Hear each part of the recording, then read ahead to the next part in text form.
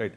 ఇక వచ్చే ఏడాది ఏప్రిల్ మేలలో తమిళనాడులో అసెంబ్లీ ఎన్నికలు జరగబోతూ ఉన్నాయి కాబట్టి ఇప్పటి నుంచే భారతీయ జనతా పార్టీ అక్కడ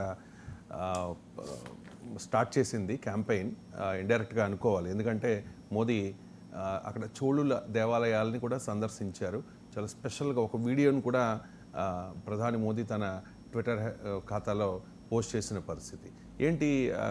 మోదీ చోళుల నేలలో అడుగుపెట్టడానికి గల కారణం ఏంటి? చోళ దేవాలయాల సందర్శనకు ప్రత్యేకత ఏమన్నా ఉందా?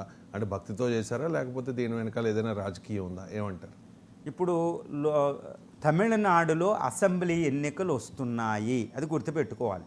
పొలిటీషియన్స్ ఎప్పుడు పాలిటిక్స్ చేస్తూ ఉంటారన్నమాట. అసెంబ్లీ ఎలక్షన్ దగ్గరికి వచ్చేటప్పుడు ఇక్కడ విజిట్లు. ఇప్పుడు ప్రైమ్ మినిస్టర్ చూడండి, అక్కడ పార్లమెంట్లో ఆపరేషన్ సింధూర్ అక్కడ డిస్కషన్ జరగబోతుంది. యూకే నుండి వచ్చారు 2 రోజుల తర్వాత, మాల్దీవులు 2 రోజులు వెళ్ళారు. మాల్దీవుల దగ్గరలో తమిళనాడు ఉంటే అక్కడికి వచ్చారు. కానీ ఆయన చాలా తమిళ్ పాలిటిక్స్ని చాలా టచ్, అంటే హార్ట్ అండ్ టచ్ చేసి ఒక పెద్ద విషయాన్ని టచ్ చేశారండి. అదేంటంటే గంగాయకొండ చోళ ఈ శివాలయానికి విజిట్ చేశారు. ఇదేంటంటే చోళులు.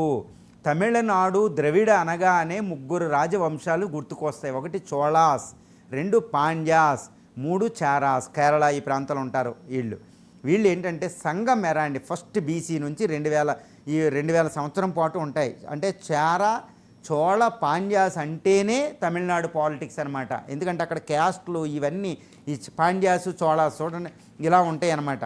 కాబట్టి ఇప్పుడు ప్రైమ్ మినిస్టర్ మోడీ వెళ్ళి గంగాయకొండ చోళల కోసం చెప్పారనమాట. వాళ్ళకి ట్రేడు, మెరైను చూడండి, కంబోడియా, థాయిలాండ్ దెబ్బలాడుకుంటుంటే ఈరోజు చోళులు మనవాళ్ళు అక్కడికి వెళ్ళి ఏలి శివాలయాలు కట్టినవే.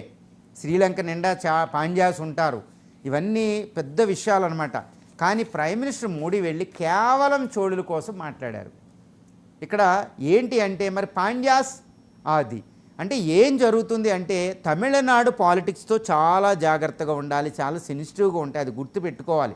ఇండియాలో ఒక తమిళనాడు అనేది తమిళ పీపుల్ అనేవాళ్ళు చాలా సున్నితంగా ఉంటారు. ఎందుకంటే ఏ హీరోకి అయితే వాళ్ళు టెంపుల్ కడతారు, హీరోలకి హీరోయిన్లకి, కానీ వాళ్ళు ఏదైనా తప్పు చేస్తే ఆ టెంపుల్ వెంటనే గంటలో నేలమట్టం చేస్తారు. వాళ్ళు ఊరుకోరనమాట, న్యాయసమ్మతంగా ఉంటారు, చాలా సున్నితంగా హైపర్ సెన్సిటివ్గా ఉంటాయి.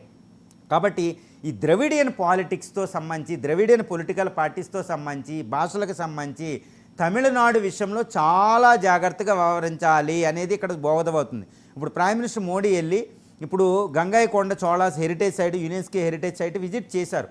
అది తంజావూరు, ఈ గంగాయకొండ చోళాపురం ఇవన్నీ ఎక్కడికి వస్తాయంటే చోళులతో వస్తుంది. మరి పాండ్యాస్ తంజావూరు అవి వస్తాయి. మరి పాండ్యాస్ ఎక్కడికి వస్తాయంటే మధుర మీనాక్షి ఇలా వస్తాయి అనమాట, ఒక విష్ణువాలయాలు. చారాస్కి వచ్చేటప్పటికి కింద వేరే టెంపుల్స్ వస్తాయి. మరి ఈయన వెళ్ళి ఒకళ్ళే చోళులు ఎందుకు పట్టించుకున్నారు? చోళులే మొట్టమొదటి ప్రజాస్వామ్యం, పంచాయతీ ఎలక్షన్ కూడా పెట్టింది చోళులు అన్నమాట. బ్రిటన్ కంటే ముందు ప్రైమ్ మినిస్టర్ మాట్లాడిన వండర్ఫుల్ స్పీచ్ ఉంది అక్కడ. నిజంగా ఒళ్ళు గొగురుపడే గూస్ బంప్స్ వచ్చే స్పీచ్ ఉంది. ఇండియన్ కల్చర్కి అది ప్రాతినిధ్యం వహించింది. ఆ సంఘం మెరా ఇదంతా ఒక అద్భుతమైన క్రియేట్ అయ్యిందనమాట అక్కడ.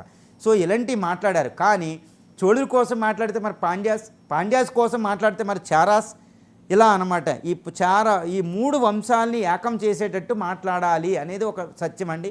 ఇప్పుడు ప్రైమ్ మినిస్టర్ మోడీ ఈ తమిళుల యొక్క హార్ట్ అండ్ టచ్ చేసేటప్పటికి ఇక్కడ స్టాలిన్ డిఎంకే పార్టీకి ఒక రకంగా దడ పుట్టింది అనే చెప్పాలి. ఎందుకంటే తమిళ సంస్కృతికి ఆధారం చేసుకుని ద్రవిడియన్ పాలిటిక్స్ ఉంటాయన్నమాట. ఇప్పుడు బీజేపీ పార్టీ కూడా మోడీ సారథ్యంలో, అన్నామలై సారథ్యంలో ఈ రూట్కి వెళ్ళి ఈ పాలిటిక్స్ చేస్తుంది. కానీ ఒక్క విషయాన్ని గుర్తుపెట్టుకోవాలి, తమిళనాడు నేను ఎందుకు సెన్సిటివ్ అంటున్నానంటే 1962 చైనా యుద్ధం ముందు అక్కడ anti Hindi movement separate state అంటూ వచ్చింది, సెపరేట్ కంట్రీ అనుకుంటూ. తమిళ ఏలం శ్రీలంక నుంచి ఎల్టీటీ మనం చూసుకోవాలి. కానీ ఎంజీఆర్కి భారతరత్న ఇచ్చి గౌరవించాం. ఎందుకంటే ఇంకొక ఆయన ఇప్పుడు సెపరేట్ స్టేట్ అనలేదు కాబట్టి ఎంజీఆర్కి భారతరత్న వచ్చింది. ఆయన గొప్ప అనడానికి ఏంటంటే భారతదేశంలో తమిళనాడు ఏకం అనడం, ఆయన అనడం వల్ల భారతరత్న ఇక్కడ ఇవ్వడం జరిగింది, గుర్తుపెట్టుకోవాలండి. ఇప్పుడు Tamil Nadu politics, Tamil Nadu state fastest growing state in India. ఉత్తరాది అన్ని రాష్ట్రాలని ఆర్థికంగా అది అధిగమిస్తుంది. మహారాష్ట్ర తర్వాత $1 ట్రిలియన్ అవ్వబోవడానికి ముందు వరుసలో ఉంది.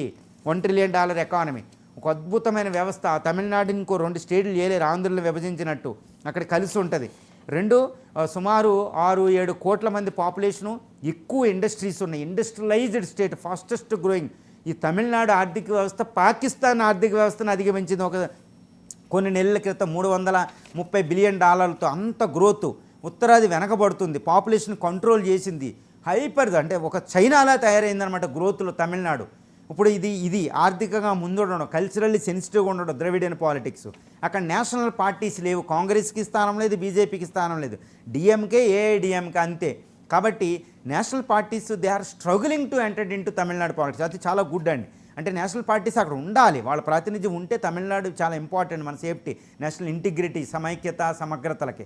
కాబట్టి తమిళనాడు పాలిటిక్స్ మాట్లాడినప్పుడు తమిళ పీపుల్ యొక్క హార్ట్ని టచ్ చేయాలి, కానీ వాళ్ళ హార్ట్ని హర్ట్ చేసే విధంగా ఉండకూడదు. కాబట్టి ఇటు కాంగ్రెస్ అయినా, బీజేపీ అయినా, మోడీ అయినా, రాహుల్ గాంధీ చాలా జాగ్రత్తగా వ్యవహరించాలి. ఏదేమైనప్పటికీ మోడీ గారి విజిట్ చేసింది తమిళ కల్చర్ని టచ్ చేసి, వాళ్ళ హార్ట్ని టచ్ చేసి, తమిళనాడు యొక్క సంస్కృతిని చెప్పడం. రాజరాజ చోళులు, రాజేంద్ర చోళులు, గంగాయకొండ, ఈ Thanjavur temple world's second largest temple అండి అది.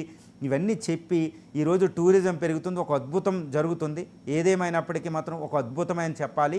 పాలిటిక్స్ కూడా కల్చర్ బేస్డ్ వెళ్ళాలి, కానీ కల్చర్ని మాత్రం రాజకీయం చేయకూడదు అనేది మనకి ఇక్కడ తెలుస్తుంది. Right, thank you so much MG Rao గారు. చాలా అంశాలకు సంబంధించి డీటెయిల్డ్గా విశ్లేషణ అందించినందుకు. ఇది ఇవాల్టి రావు టాక్స్. మరో అంశంతో మళ్ళీ కలుద్దాం.